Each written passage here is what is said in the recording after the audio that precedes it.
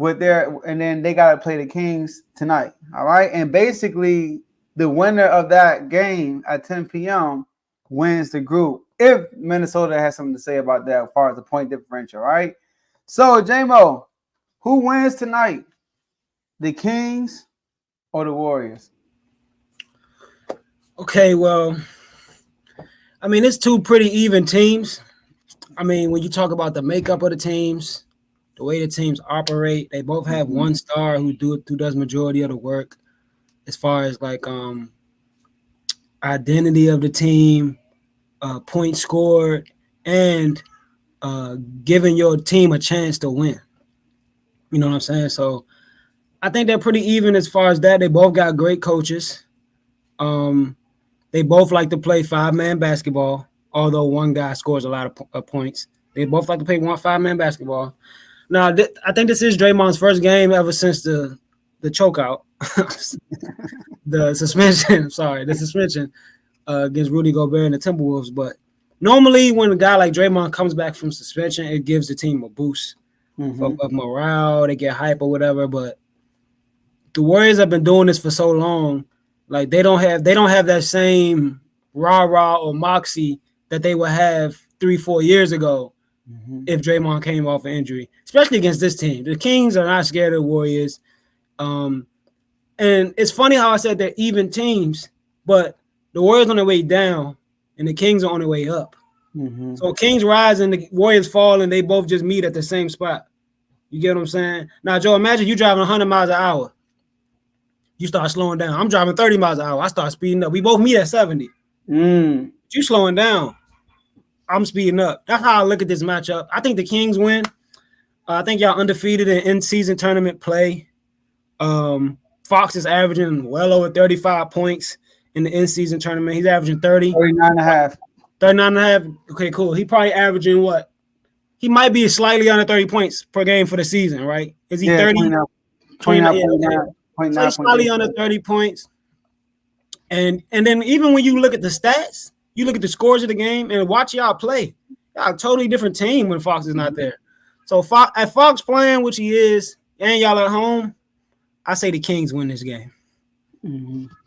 Yeah, I'm going to pick us to win too for the reason that they beat us twice already, number one. All right, they already beat us twice. Beat us once in Sacramento. And the Sacramento game, De'Aaron Fox ain't turned up until the fourth quarter. You know, in the in-season tournament, Fox been like a different animal. They actually got treating this as like playoff basketball. One thing Mike Brown said is the importance of the in-season tournament is they get an opportunity to play meaningful games. Like people who were with them last year and those who were with them last year. I mean, it's only one series. They build that playoff experience, you know, and going against the Warriors, this is going to be like a game 7 for real because the Warriors want to – Draymond already said that they trying to win it, him and Chris Paul. That's what they said at the beginning of the season. And J-Mo, I like what Mike Brown is doing. So when they play OKC, right, OKC was the first in-season tournament. By the way, we blew them out without Fox, and they were fully healthy. He put a picture – he got – well, not him, our assistant coach. I forgot his name. Dang. But he got a picture. He got a picture of what kind of house you can buy for $500,000.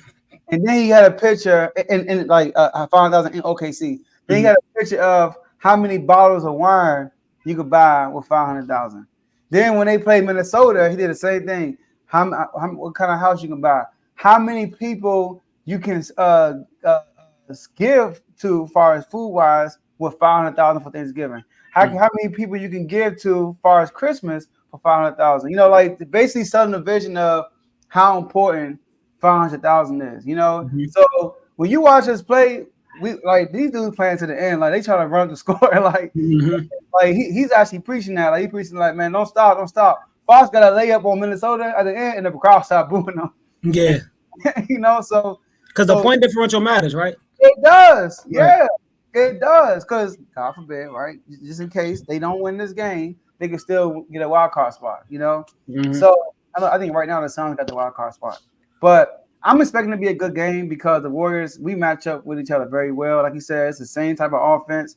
You know, both bigs are really good with passing the ball, like with that hub offense, dribble handoff. and then both teams got scores, Steph Curry and De'Aaron Fox.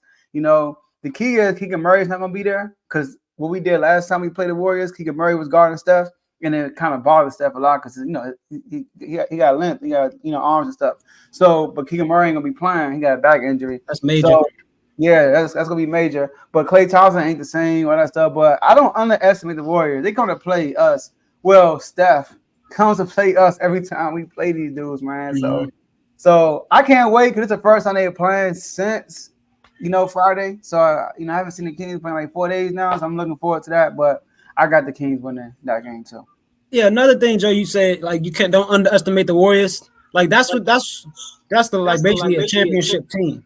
Like we know that they're not looking their best, right? But any given game, if they click, we're not going to be surprised. You get what I'm saying? So that's a good reason. Like you can't underestimate them. Facts, man. Especially against us, man. Like I don't know, they got something against. Fox is like his pupil. When you're the teacher, and your student try to come in, you gotta show them that you still balls. That's how Steph treats De'Aaron Fox. But even before y'all got good, bro, it was a battle with the Warriors. Y'all was always one of the fastest. Since y'all had Fox, y'all was always one of the fastest teams. I don't know if you remember when they had KD, all 4 games was ended with one possession, and then people were like ESPN, Stephen A. even said that he was like, I know they'll be the favorite, but they don't want to see the Kings in the playoff. Like everybody kept saying, like we're gonna play them tough because it's a rivalry. It's like an hour and a half apart, Mm-hmm. So I'm excited though. It's like a little college atmosphere too. It's gonna be in Sacramento. They're gonna have the cowbells and all that stuff. Yeah, looking forward to it. Like the big. There it is. All right, I do want to mention this. They put in the comments. So Mark Cuban, crazy. Mark Cuban, shout out to Dave Shefty, right? Doge. So here we go. Mark Cuban reaches a deal to sell majority of his ownership in Mavs for valuation of a range of $3.5 billion, while keeping a strong stake, which I think it was. I forgot what it was, but he keeping he still got shares of the company of the team, but he keeps full control of the policy of the operations. Mm-hmm. That we saw this backstage. That's big because Mark Cuban is a fan. He's one of the owners. That's a fan. So he gets a profit off the team with 3.5. He bought the team for, got it right here, J-Mo. He bought it for $285 million in 2000. 24 years later, $3.5 billion. Mm. That's crazy. That's a big come up, and you still control the team. Mm-hmm. The heck out of here. That's a deal right there. Mark Cuban a GOAT, man. That's tough. Yeah, that's man. tough.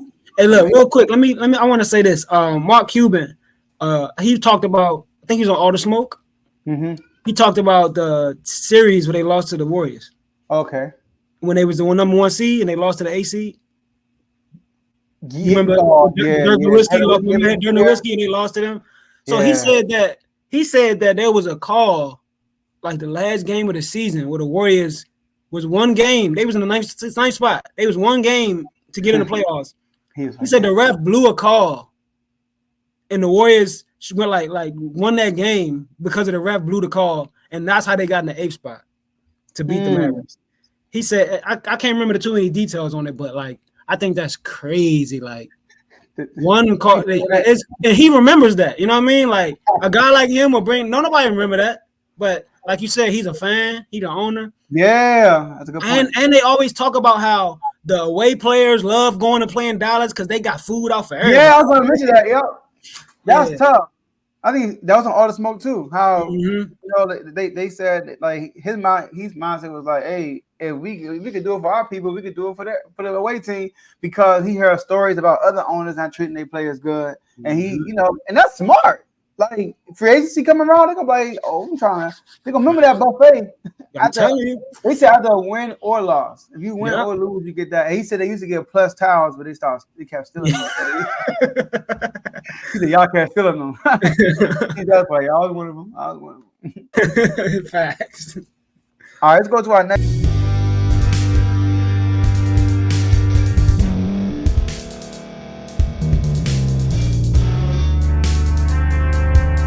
Thank you for staying to the end. If you're watching this on YouTube, please like this video, subscribe, and also hit that notification button so you can be notified next time we put out a video. If you're listening on any podcast platform, subscribe and hit that notification button, y'all, so you can be notified we put out another podcast audio.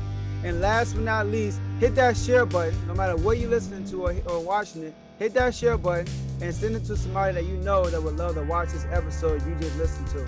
So once again, thank you for staying to the end, and we'll see y'all at the next episode.